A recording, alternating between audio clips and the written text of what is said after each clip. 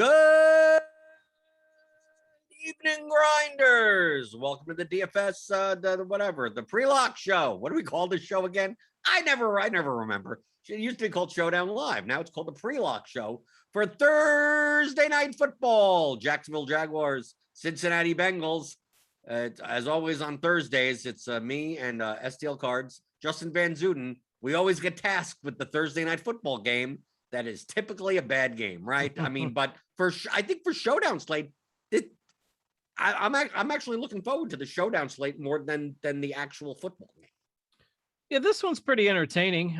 We've at least got some talking points, so I think that it'll be good enough. And we've got Rams Seahawks next week, so we get a good one next week. So, but I think this game will be interesting from a fantasy perspective. We could see some points in this game. There's a few different ways to build lineups. So yeah, I think this one could be fairly entertaining tonight. So Right. We'll see.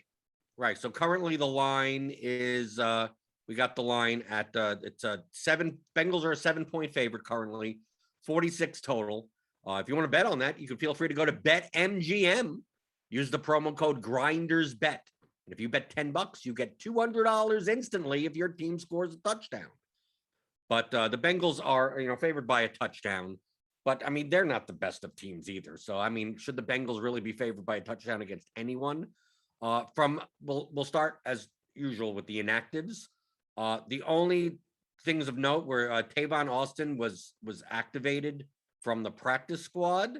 So he will be playing for Jacksonville. And the big news, if you want to call it big, for a Showdown slate, it's big news. Carlos Hyde is inactive.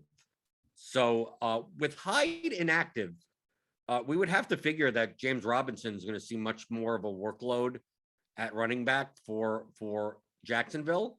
And that also brings in Dare Ogunbowale as I don't know how much they're going to use him, but he is a pass catching back that they can use. But James Robinson can catch passes out of the backfield. What do you think about? I mean, we're trying to predict what Urban Meyer is going to do, and I think that's a fool's errand. But with Hyde inactive, do you think that changes anything that dramatically with the Jacksonville offense?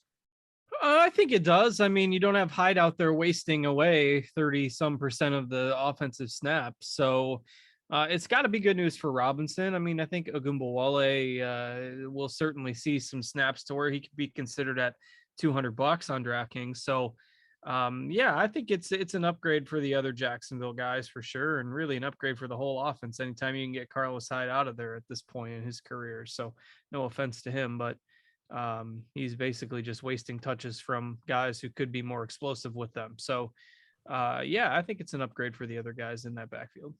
Okay, another question mark. Second question mark on the slate. Dan Arnold is a new signing to Jacksonville. It just came over from what, Arizona? Carolina. Carolina. It was Darnold to Arnold. I was okay. But he's only been on the team for like 6 days. So we have him projected, and the Blitz have him projected fairly low at 4,400. You have to, I mean, we're going under the assumption that how much does Arnold know the playbook? Yeah. It's gonna be, I mean, it's gonna have to be a limited set of snaps for him tonight, you would imagine. I mean, it's, I guess you could make the argument that, just go in and block and run a few crossing routes or something as a tight end, but Arnold is more of a pass catching tight end.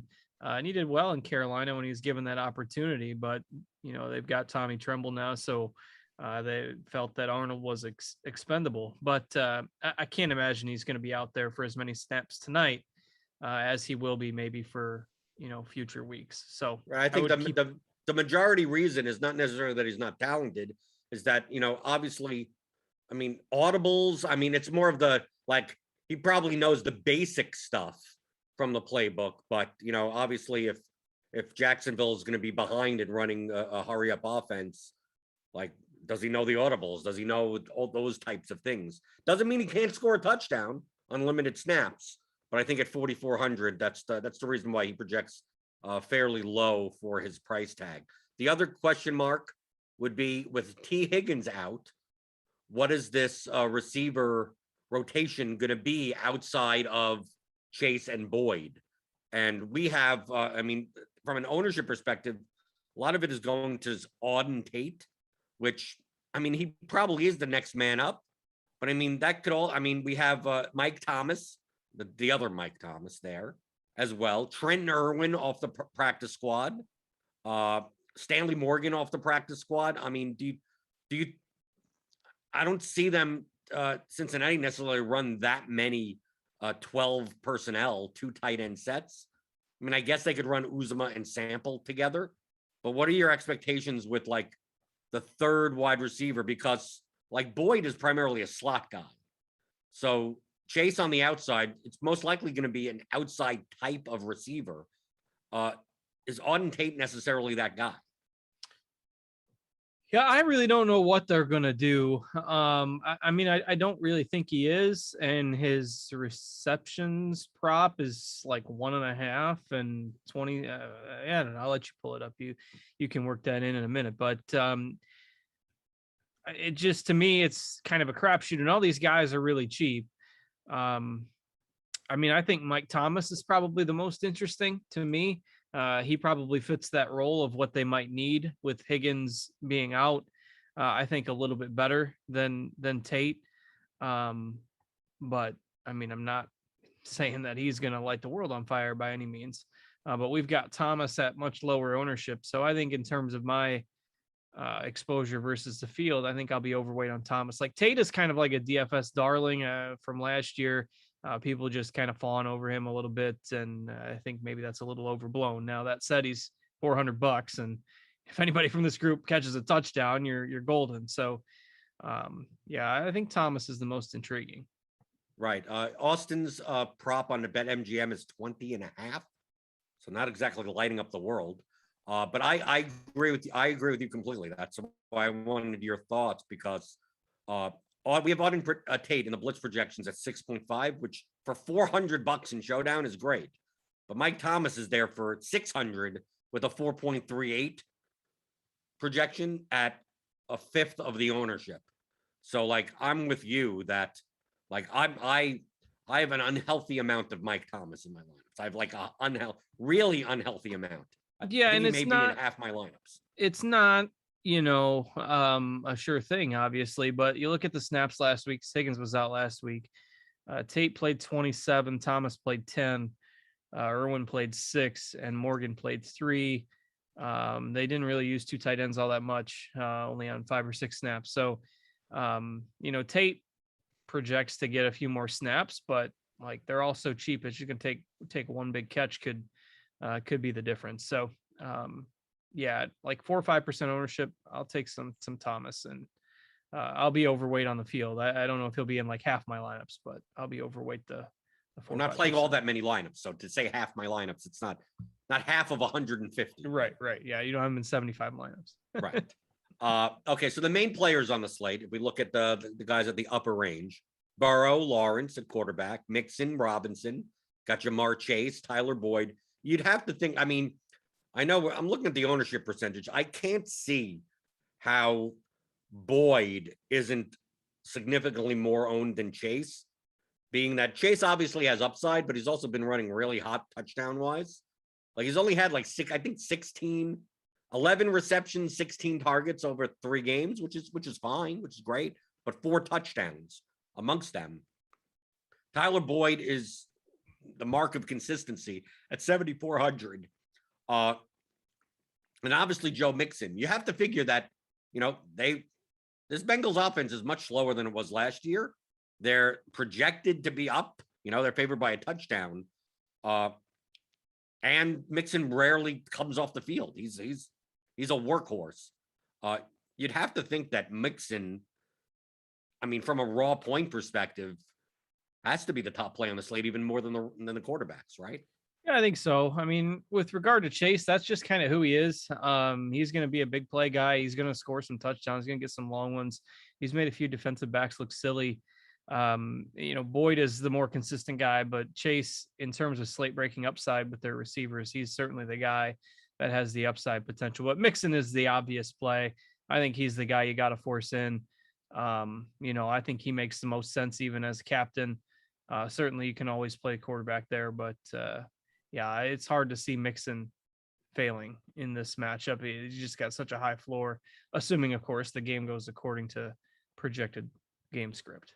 So on the Bengals side, who are viable captains? I mean, anyone's a viable captain, but most likely in a winning lineup type of captain. I mean, I think Mixon is the choice for me, and Chase for the upside. I do think Boyd is intriguing because we only have him at like 8% owned for captain. So, but Mixon would be the priority for me. Like if I was building one lineup, I'd probably make him the captain. And I think that if you play Burrow at captain, you'd be less likely to play Mixon at all in that lineup. Like play a Bengals passing game type of offense, because you're probably not going to be able to fit a lot of other people in. Sure. But if you play Burrow at captain, you're probably going to play Chase or Boyd or both in that type of lineup. So it's more likely that you leave Mixon off. There's one other captain on the Bengals that I'm playing 60 lineups, Justin. I got this guy in 3 out of my 60 lineups at captain. And it's one of the first times on a slate where I'm playing this type of player in the captain spot. Can you guess who that is? Is it CJ Uzoma? No, that's a tight end. Sometimes you do play tight ends in captain, right? Okay, you're close. Is it? It's not Mike Thomas. No, I'm not. I'm never going to play a guy that cheap. I'm close. You're close. I have no idea. Evan McPherson, the kicker. A kicker? I thought about saying it, and I was just like, no, it's not going to be kicker. Right, it's not going to be kicker. His projection is 8.17 for 3,800. These teams are not like offensive juggernauts. If you play McPherson and captain, you could kind of jam in a lot of guys. And as long as this, he gets 4 field goals in a game that only has 2 touchdowns in it, like that could be optimal. And we'll take a look at Slate IQ. Slate IQ kind of agrees with me a little bit, right? Kind of agrees with me. So I do have 3 McPherson kicker lineups, but I think in this lower range here that I like McPherson better than anyone else. I mean, like to me, I prefer McPherson over Uzoma, Arnold, the Bengals defense, the Jaguars defense, Manhurts, even Evans, Agnew, probably over Hollister also. I mean, like to me, McPherson, and you can't play Wright on DraftKings because he's not in the player pool. Lambeau is out, and DraftKings forgot about the practice squad kicker, so you can't even roster him. But on the Jacksonville side, if you were going to roster a Jacksonville captain, now with the news with Hyde out, would the de facto choice be James Robinson? Yeah, I think so. I mean, the receivers, it's so hard to pinpoint where the production is going to come from. Lawrence, you can play if you think it's going to be garbage time mode, but I presume they'll get Robinson more involved. They'll let him catch some passes tonight. And we saw that last year when he was given that opportunity. I mean, he had such a safe floor every game. So I just don't think they're going to throw Wale out there for, 40 snaps. So yeah, Robinson would be my first choice there. So the running backs on both sides, I do like tonight. Then obviously wide receivers, if you pair them with Lawrence, even if they're chasing the game, if you build a lineup with Bengals and then 2 Jacksonville Jaguars, Lawrence plus wide receiver. I mean, to me, Marvin Jones and DJ Chark stand out more than Shenault, because Shenault has a lower ADOT than Adam Humphries this year. Okay. Is that good? No, that's not good. That's not good for upside. I mean, DJ Chark has the most amount of air yards on the team. Obviously, Chark has a very low floor.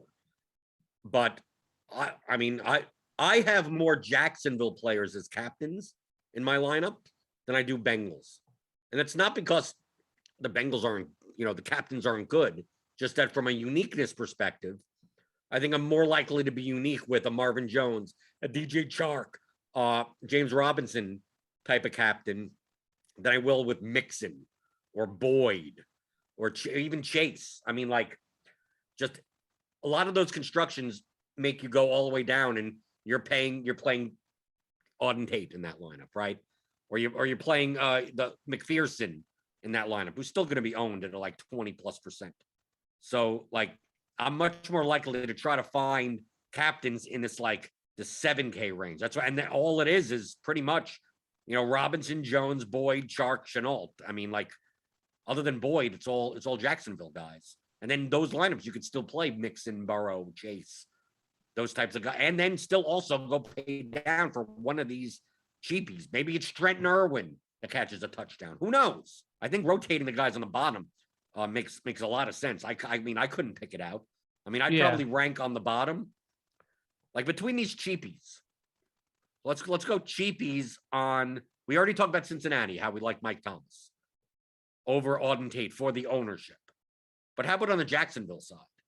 Me personally, I mean, Tavon Austin, he's a dynamic player. I mean, they could give him end arounds, stuff like that. Would you be more likely to play someone like him? Play someone like Dare at 200 as the RB2?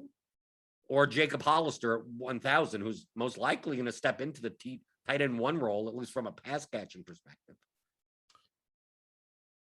Yeah, give me Dare. I think he's going to get some snaps. He has to, unless they're going to leave Robinson out there the whole game, and then that would be okay for a lot of my Robinson lineups. So I think Dare makes the most sense. I mean, I'm not really huge on their tight ends. Someone has to line up at tight end, right? I mean, right, but we just don't know how much Dan Arnold's going to play, and then it's really tough to find the cheapies for Jacksonville because outside of the top 3 wide receivers, I think Tyron Johnson only played 3 snaps last week. They've just been rolling those 3 guys. Farrell can make it. Who knows? Yeah, I don't know what it's unpredictable on this side. Right.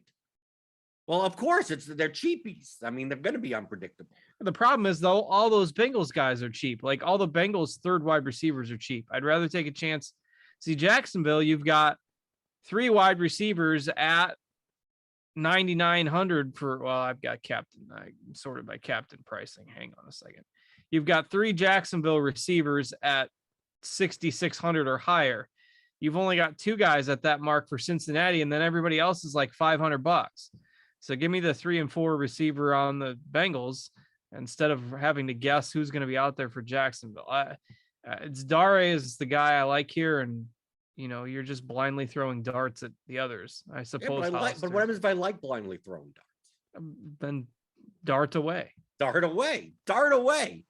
How about the backup to Mixon? Why? I mean, what are we not looking at Chris Evans or Samaje Perine? Or are we just not considering them, the likelihood of them being on the field long enough to even score enough points? It's more likely that Dare is going to score, or Tate or Thomas, than whoever gets the 10%, 15% of work behind Mixon is going to do anything worth a damn. I think Pirine is interesting if you want to play the angle of a Cincinnati blowout, run it back with some Jacksonville pass catchers and hope Cincinnati gets like a 3-touchdown lead in the second half. I think Pirine is interesting from that perspective.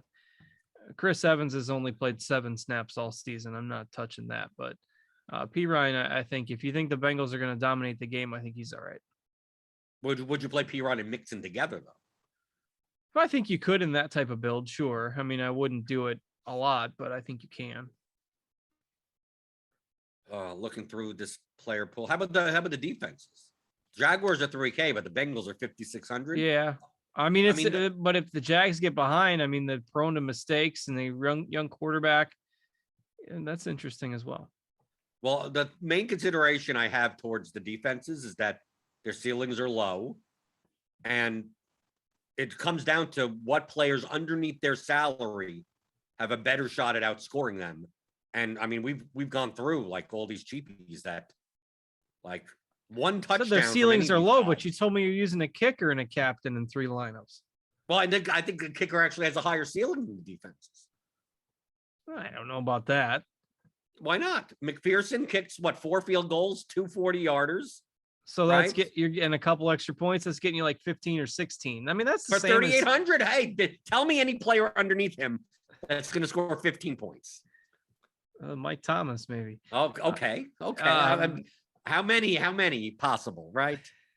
Like the defense needs a defensive touchdown. Right. Yes. You need a touchdown, but that's possible against the Jags.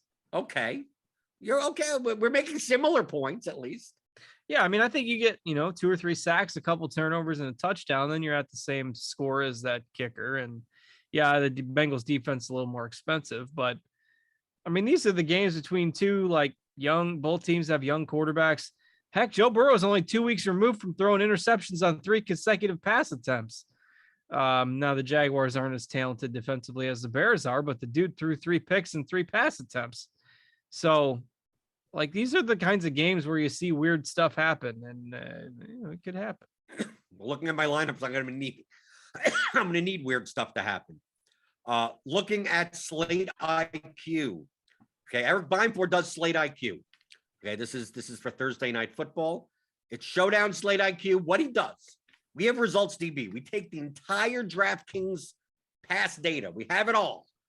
And we find the 25 most similar slates to this one from a game archetype perspective, a total, the spread, the types of teams, the salaries, how everything works together. And then we take our projections, player-wise and ownership-wise, using that game archetype, and he simulates 1,000 times, 50,000 times, as many times. I don't exactly know the number, but a lot of times. And then runs the contest, like the large field contest on DraftKings, and see what players, what types of lineups show up in the top 0.1%. So right now on tonight's Slate IQ, this is premium. So if you want this for all the showdowns, Monday, Thursday, Sunday, sign up for RotoGrinders Premium. Click on that link in the description. Get $10 off your first month. So from this, it looks like the highest leverage from ownership versus how often they appear in the top 0.1% is a 4-2 construction.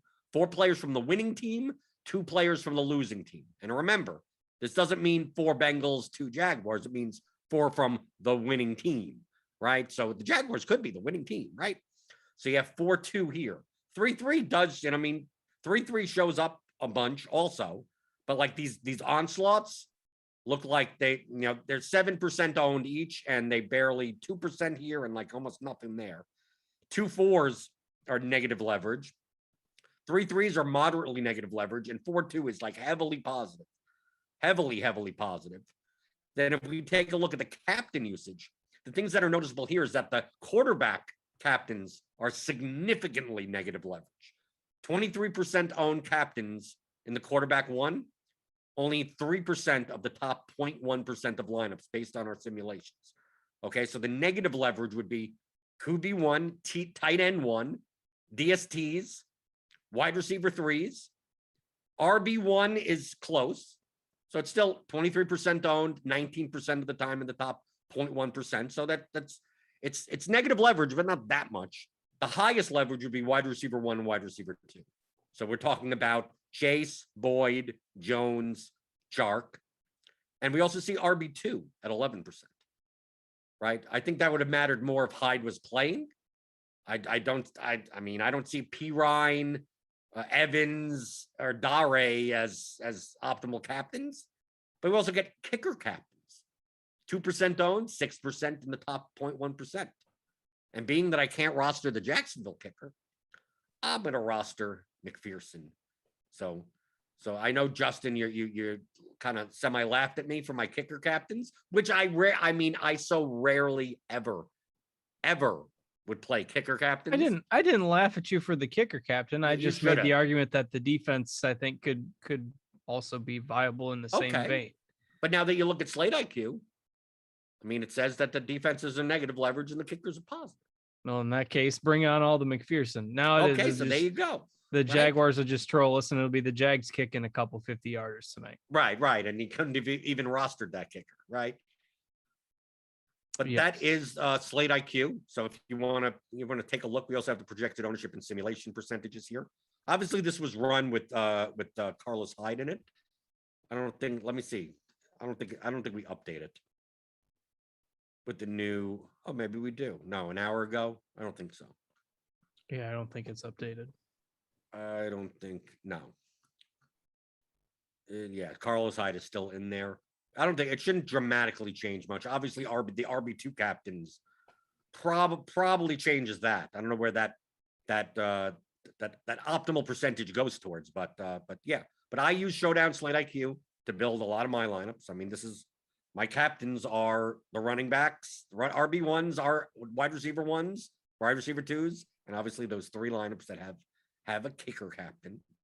So if you want to get this for every showdown, every main showdown, the island games, Thursday, Sunday, Monday, click on that link in the description. It's part of RotoGrinders Premium and get $10 off your first month.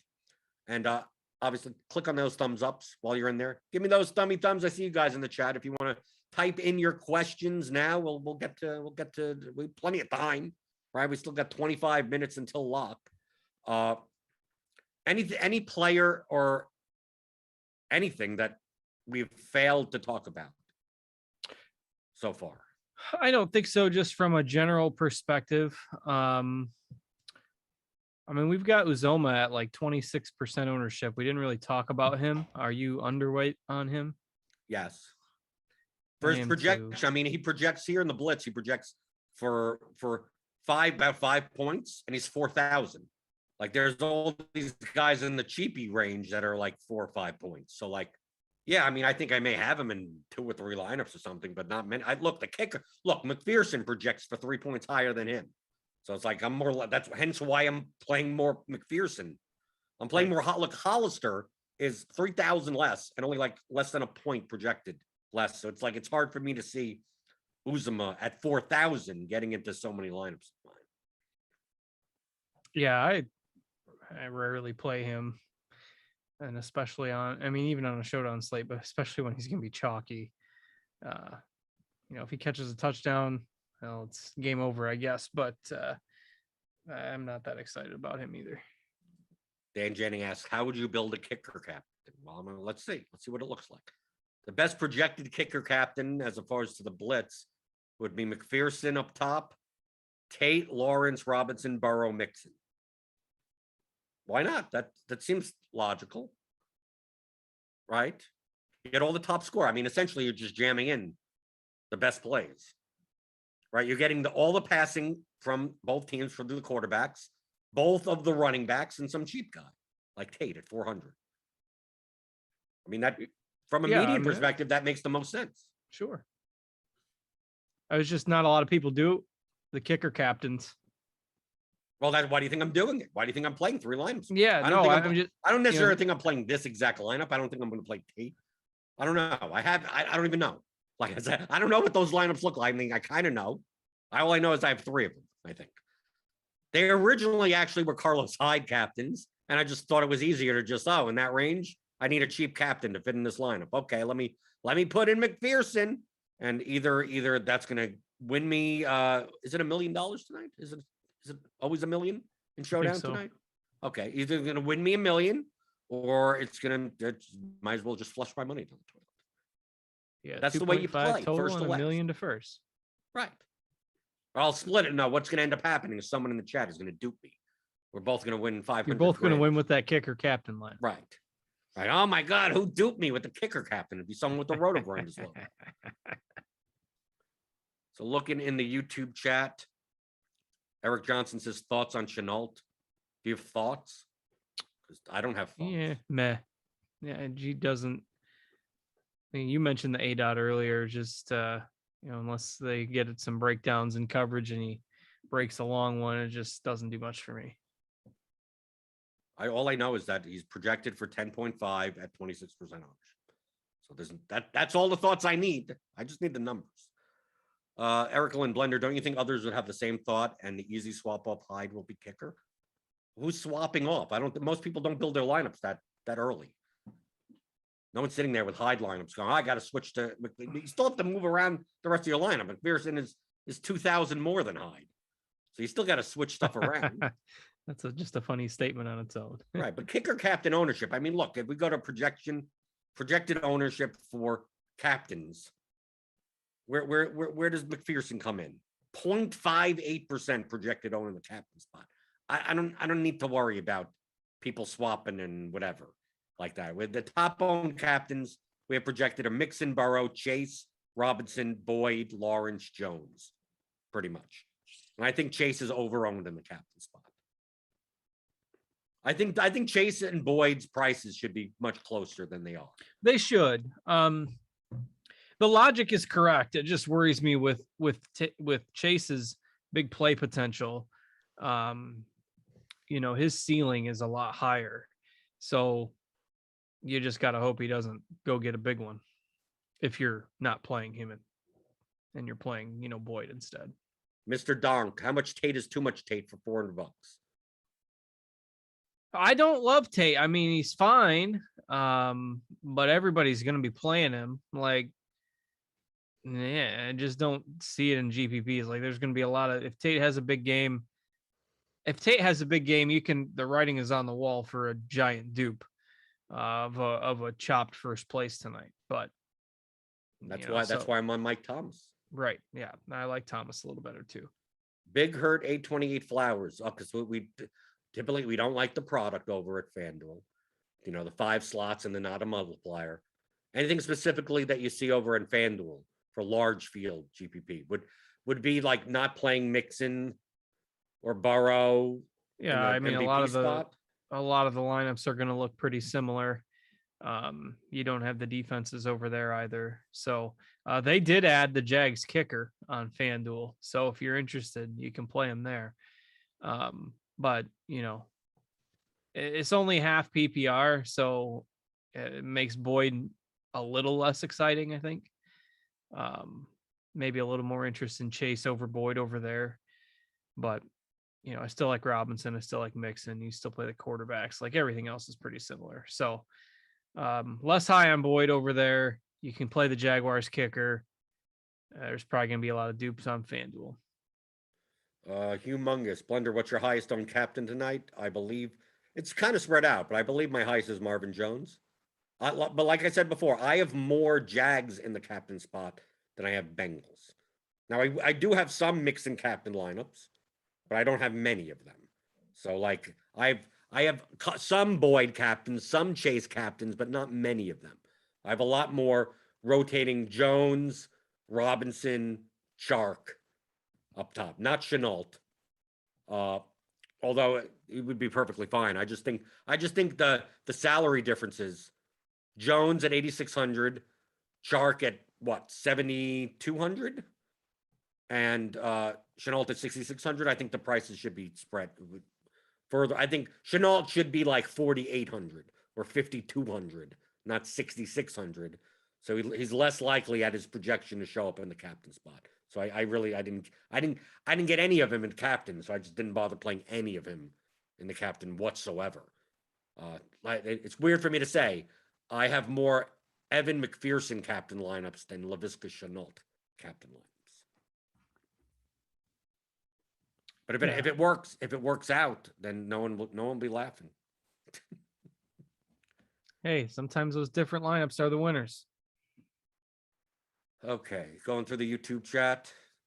Donnie Watson says, if you're playing a kicker lineup, aren't you betting on a lower scoring game? So not playing the quarterbacks would make sense, wouldn't it? Would make sense. No, well, but I'm not a lower scoring game with no touchdowns, but the quarterbacks are still getting their passing yards, right? I mean, maybe don't play both quarterbacks. The quarterbacks have the highest floor. So if you're playing a kicker captain for a low scoring game, you want the players with the highest floors in the rest of your lineup, less than the ceiling, right? I don't necessarily care about, if Audens Tate catches a touchdown as his only catch for 5 yards, like that's 7.5 points. Like with the McPherson captain, if McPherson has 15, 1.5 times is 22.5.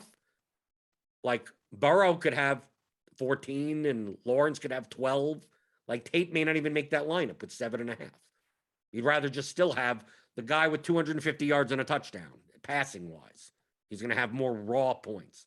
Because when you play a $3,800 guy in your captain spot, like you don't have to. All you need is raw points at that point, right? You need him to get like 15 plus as a kicker, and then just get enough raw points. So like oh my God, Uzoma catches a touchdown. Like he may still not even be in the optimal lineup. A lot of times people don't realize that, especially with the cheap captains. That I'm going to play Audens Tate, and it's like when Audens Tate gets his first catch, it's like he's getting there. It's like dude, you still need raw points. Like Audens Tate going three catches for 25 yards. Yeah, it looks nice point per dollar wise for $400, but it's still only 5.5 raw points. It's unlikely for him to be in the optimal lineup unless the higher priced people, if Chase and Burrow and Mixon and Robinson all go nuts, 25 plus, then yeah, of course. There you go. In order to get all those guys in, you needed those 5.5 points from Tate.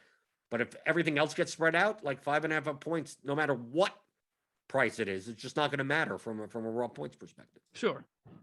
Yeah, that makes sense. People get hung up on like value, points per dollar, and really in these types of settings, it's a little overblown. Eric Lynn, when's the last time you guys can remember an NFL team starting a game with only 2 running backs on the active roster? It's been a while. But do you really consider that? I mean, because they have Laviska Shenault, who in the past has gotten rushing, has rushed the ball before. They have Tavon Austin, who is kind of a gadget guy. Yeah, they can do some gadget stuff. I mean, yeah, it's an afterthought to how I'm building my DFS lineups, but it is an upgrade for the 2 guys that are active. Rippin' Sippin'. Looking at the names. FanDuel, Lawrence MVP plus Mixon plus Chark plus 2 ransoms, or I'm assuming randoms. They split the top prize. Okay, well then don't play that lineup. Then just don't play it. Most of my lineups on DraftKings, I'm leaving like 3, 4, some 5,000 on the table. Yeah, I mean it's a good slate to leave money on the table, especially if you're playing some of those like $400 guys, the punt wide receivers, something like that. So that's a way to make that lineup a little bit different too. Leave 3 or 4 grand on the table. Okay, looking at some, I like going on scoresandodds.com, sister site of ours. I like looking at the touchdown props, like for those weird guys. Like obviously Joe Mixon at BetMGM is -147. Okay, we could sense that, right? Jamar Chase +105. T. Higgins, I obviously don't bet those. Those are very, very bad bets, being that he's not playing. Like the usual suspects are here, but you have Audens Tate at +400, Uzoma +300, P. Ryan is +800, Hollister +400, Mike Thomas +450. What is this for? This Anytime is touchdown? Touchdowns, right? So that's why, like when we talked before about Tate versus everyone else, it's like, well, Tate is +400 for a touchdown, and Mike Thomas is +450. So like, why should Tate be 25% owned and Mike Thomas be 5% owned? Correct. Right? He shouldn't be. Right. Like Stanley Morgan is +1,800. Okay, I'll give you that. right? Luke Farrell's plus 1,600. Jamal Agnew's plus 1,100. Tyron Johnson and Trent Irwin plus 1,400. Tavon Austin's plus 1,600. But it's like, I don't understand. I mean, yes, Audens Tate projects slightly better than Mike Thomas. It's to me, it's just not worth the ownership. You have to expect, Justin, that Tate. I mean, we have him currently projected for 19.4% ownership. I think we're coming in low on that. Yeah, let's see. Yeah, I think that's a little low too. I think it was higher before we went on the air. I don't know if Hyde getting scratched kind of people think, Dare is going to get some more ownership, but yeah, I think it will be higher than 19. Take the over. I'm going to refresh this and see. Okay, we get updated blitz projections. Looking due by salary. Yeah, no, 19.4 to 4.2. Right. I see no reason why one guy should be almost 5 times more owned. But also we have Sammy P. Ryan at 20% ownership, and I think we're coming in way too high on that. You don't see Samaje P. Ryan being 20% owned. I do not. No.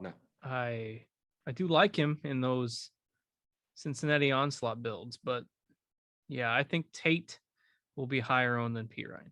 I think Tate almost gets almost all the ownership from P. Ryan. Like if you say P. Ryan is 4% owned, the other 16% I think goes mostly to Tate, and Tate comes in at 30 to 35% owned. That would not surprise me. I agree. Right, because we have Dare at 11.8, so that makes sense. Right, Drew Sample at 2.5. I mean, Tavon Austin at 1.7. Like a lot of these other ones make sense. Yeah, Evans at 4%. I just think we're dramatically underestimating how many people are playing Tate versus playing the second running back behind a workhorse. Yeah, I would agree with that. Right. We go check on the hamsters. The hamsters are spinning the hamsters wheel. Like the RB2 for no. People don't want to play P. Ryan. He's not going to be 20% though. Okay. Anything else in the YouTube chat? We got 10 minutes left. 10 minutes left to go on the pre-lock show. So if you have any pre-lock questions, type them into the YouTube chat. Give us those thumbs ups. I'll wave that thumb at you until I see more thumbs on the thummy. To give us thumbs down. It's fine. It doesn't matter. I don't think it matters. I'll wave the thumbs down at you. I'll wear thumbs, the subscribe, the notification bell. I got bells, right? I got a cowbell here. Hit the notification bell. I'm not going to do this. I think my wife is taking a nap, so I'm not going to ring a nap. Ring the cowbell. Does she work weird hours or what? Yeah, she works weird hours. I was going to say a nap. It's too late for a nap. Surely too late for a nap. No, she works primarily midnight to 8. Okay, all right. I'm okay with that. Or whatever. I don't know. I don't even know what day she like works or whatever.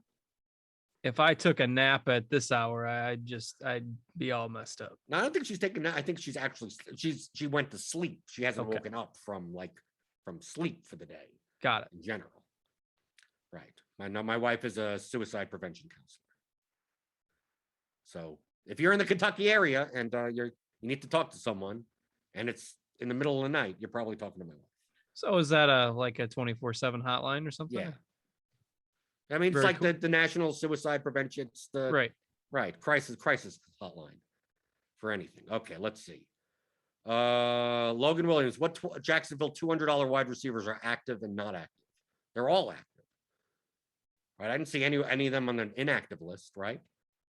They're all in our projections. So yeah, so they're all active. Yeah, Johnson is active, Austin is active. If there's somebody else on like the DraftKings, Jamal Agnew is active, right? Typically, he's like a kick returner, right? But who's the kick returner for the Jaguars? Nobody returns kicks anymore because it's all. Oh, you mean punt? Yeah, punt return. I wouldn't. I have not looked though. I would presume that Tavon Austin probably does that. Well, not normally. I mean, he just got activated from the practice squad. No, I know, but I'm just saying. I would presume that he will probably do that. See who did it last week. Agnew did it Agnew returned kicks and punts last week. Okay. So we may see Austin do that, or we may just see Agnew do it. Does it matter? No, unless you're double stacking with the defense. Right. Who's the Bengals punt return? Look that up too. Well, I got last week's up.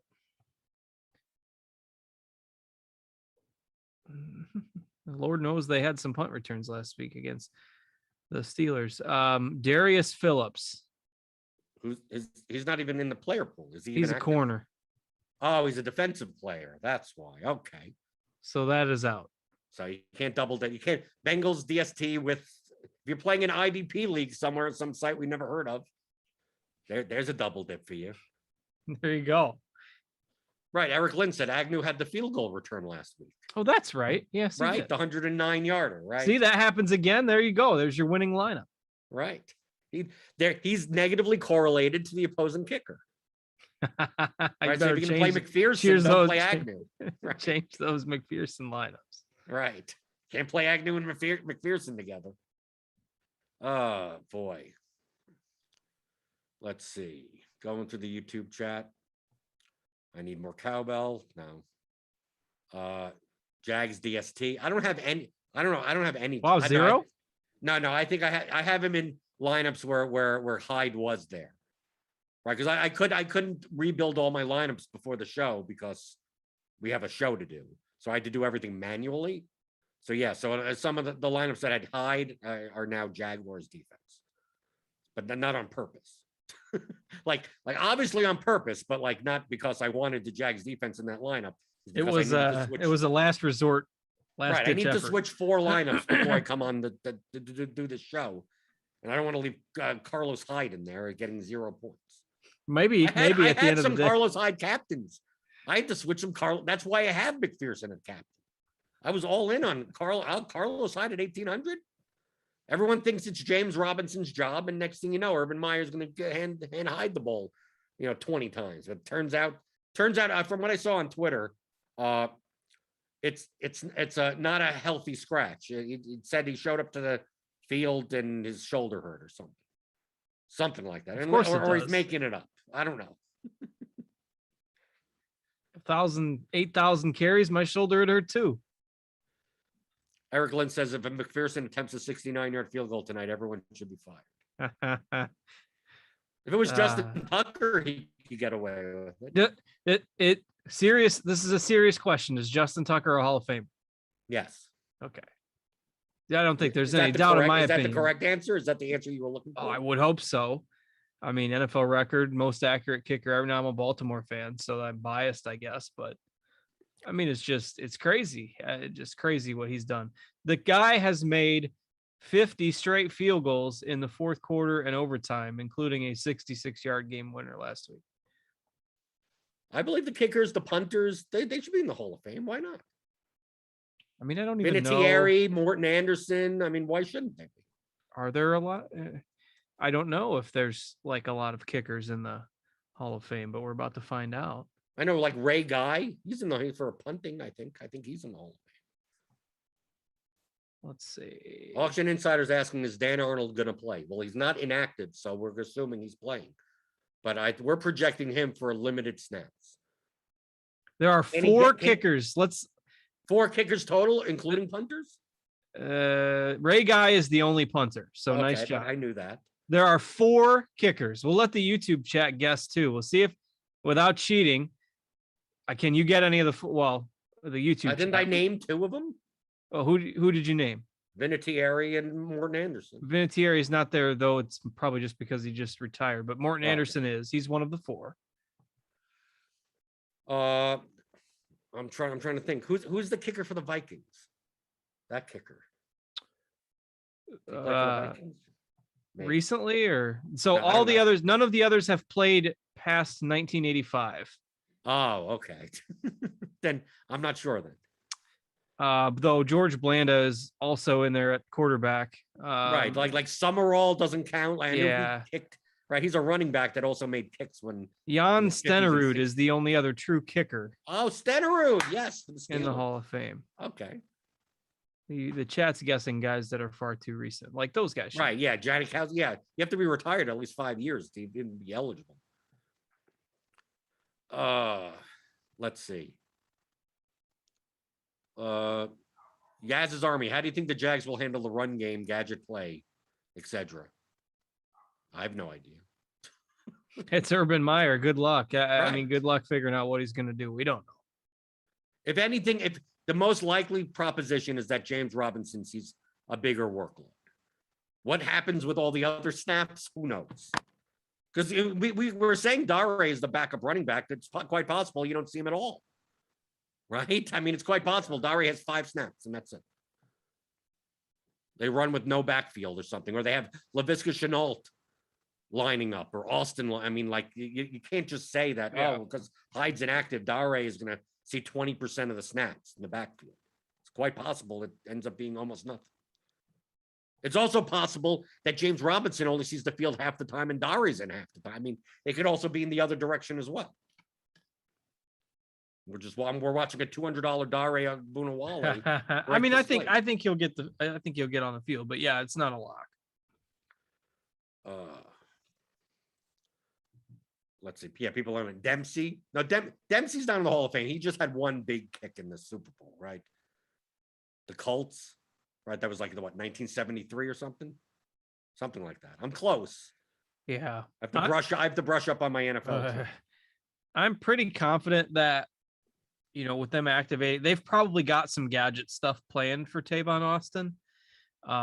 Whether it's going to work or not, who knows? It usually doesn't, but it's probably, they've probably got some gadgety stuff lined up for him if they're activating him.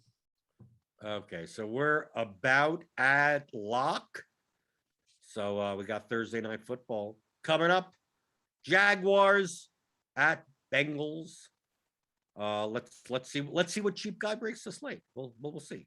I still have plenty of Audens Tate, but I'm hoping it's Mike Thomas, or that it's not Audens Tate and no one down there.